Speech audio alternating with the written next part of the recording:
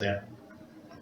Hi, my name is Brian, and I want to talk to you today about something that just drives me crazy.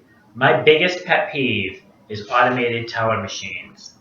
When you make a phone call and you're trying to talk to somebody on the phone, and all you get is an automated system that keeps telling you to go from one thing to another. It's kind of crazy. It seems like the only way you can get somebody on the phone is if you call 911, because that's the only time that someone is actually going to pick up the phone and answer you. It's so aggravating.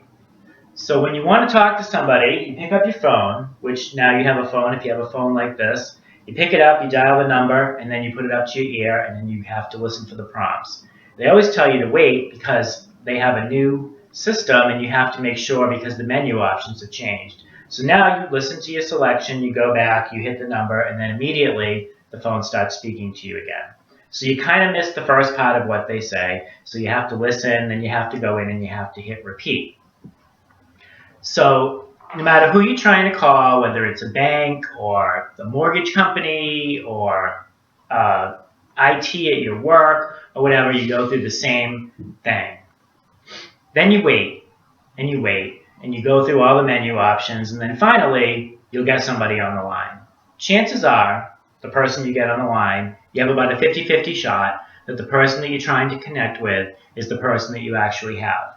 So then they tell you, well, no, I'm not the person that you need. You need to be speaking to someone in this department. So what you do is you wait, and they say, well, I'll transfer you, but why don't you take down the number just in case?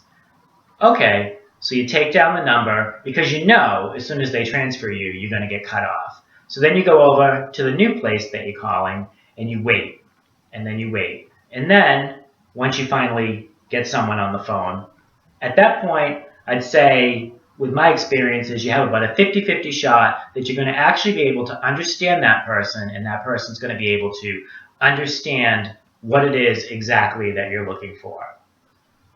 Typically, by the time I get to this person, I'm so aggravated that I'm not really ready to engage in a conversation with anyone about anything, and chances are I'm going to forget something by the time I get there.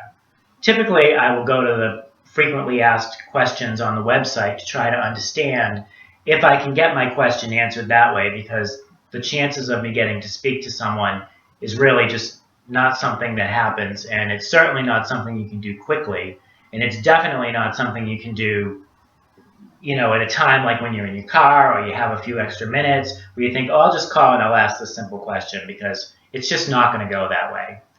So finally, when you're done, if you end up actually speaking to someone, hopefully you've had your question answered. Hopefully you can remember what your question is. I was curious about this, so I looked up some information on web, and it said, an interesting fact, last year 67% of customers hung up the phone out of frustration because they could not talk to a real person. Eliminate unnecessary barriers between you and your customers. That was in an American Express survey, because American Express wants to eliminate the barriers of people calling and talking to a machine. There has to be a better way to get someone on the phone when there is a question that you have and it's not available on the frequently questions website.